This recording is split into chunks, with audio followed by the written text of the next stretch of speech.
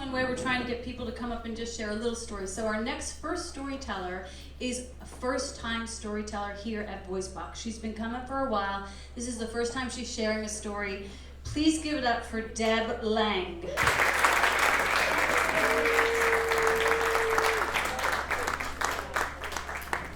Hello.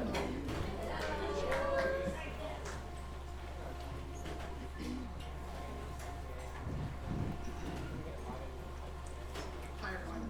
17 years ago today, can you hear me? Most of us awoke to the shocking news of a plane hitting one of the World Trade Center towers. Nearly 15 minutes later, a second plane collided into another tower. Within 45 minutes, an airliner hit the Pentagon. Inside of 15 minutes, United States airspace was shut down. Ultimately, another hijacked aircraft went down in a field in Pennsylvania. All four of these planes were commandeered and crashed within about 1 hour. I was in the airline industry since 1979. On 9/11, I was an aircraft router at United Airlines. I worked in the Operations Control Center at World Headquarters, located in Elk Grove Village, Illinois, little unincorporated area just north of O'Hare Airport. The Operations Control team included meteorologists, flight dispatchers, aircraft routers, flight crew schedulers, who all worked really closely together in one large room. The center was extremely high-tech, full of computers, TV screens overhead, the ability to communicate with aircraft and departments in the company worldwide. Me and my husband, who also works at United, were at home that morning. I had just got home from a midnight shift. Upon seeing the news, I drove directly back to World Headquarters to go to work. This would become the longest and most challenging shift I ever experienced. As ops personnel, our function was to keep the airline running safely at the most optimum performance level. When we were notified of a crisis that the sky is falling, we would respond calmly, "Thank you for this information, I'll resolve it," or "stand by."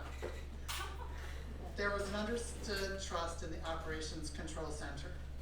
As I watched the disaster unfolding before my eyes on TV, I was captivated seeing the towers collapsing one by one, the Pentagon on fire.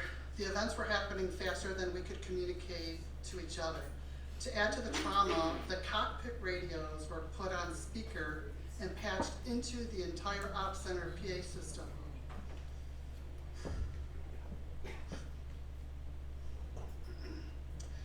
Now the screams of the flight crew in conflict with the hijackers were heard throughout the room. These flight crew members were our coworkers, our friends, our families.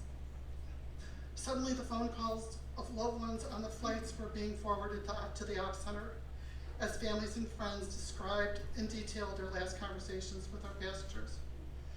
As the tragic news poured in, the Ops Center appeared to have a calmness like the eye of a hurricane. The professionalism among the group was impeccable.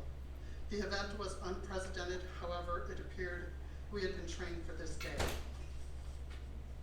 The U.S. airspace was coming to a complete halt. I heard this has happened before, however, none of us ever experienced anything like this or under these circumstances, and this was not a drill.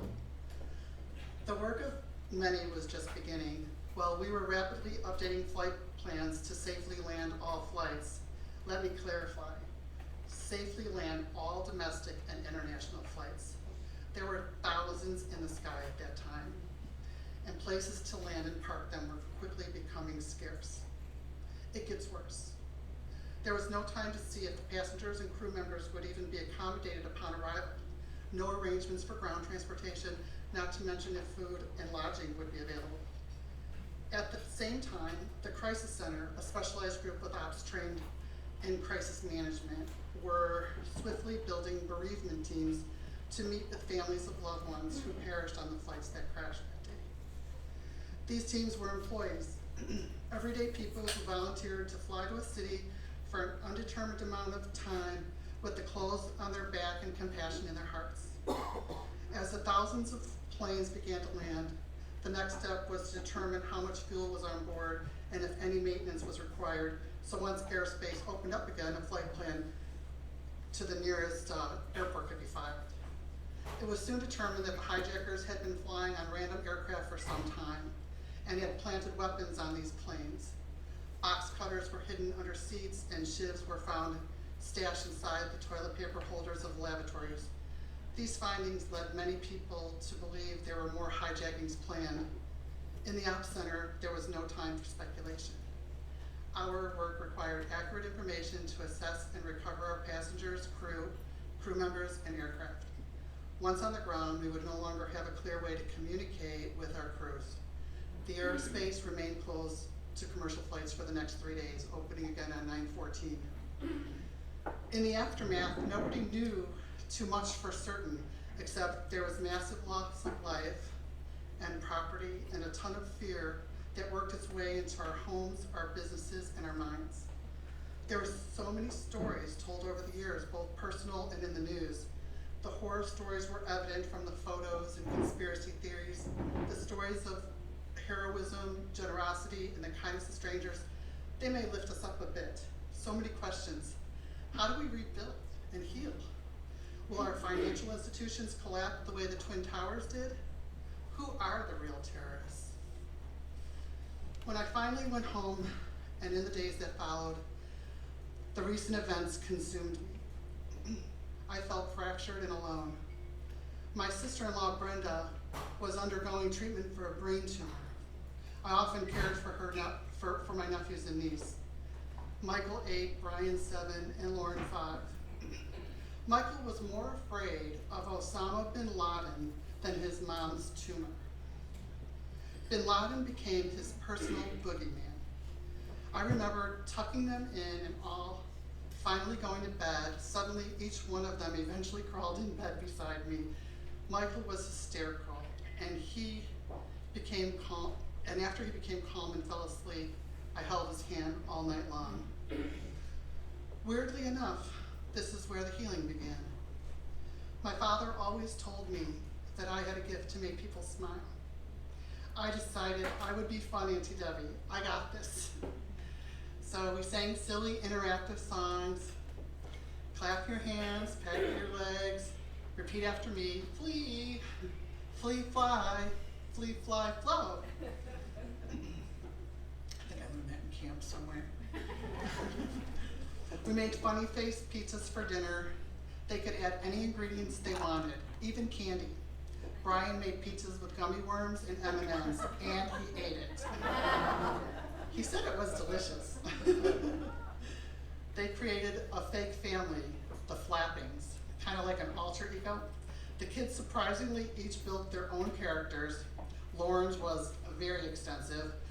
They were a flamboyant bunch. The Flapping family were so crazy and fun, the cousins and friends of all became part of the clan, everyone wanting to be a Flapping.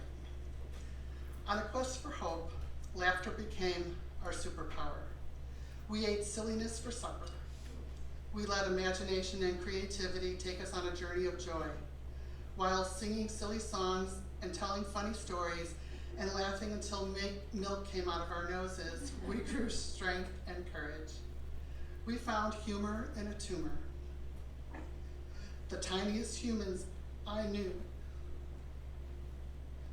taught me we can feel fractured and alone and still choose happiness. Thanks for listening to my story.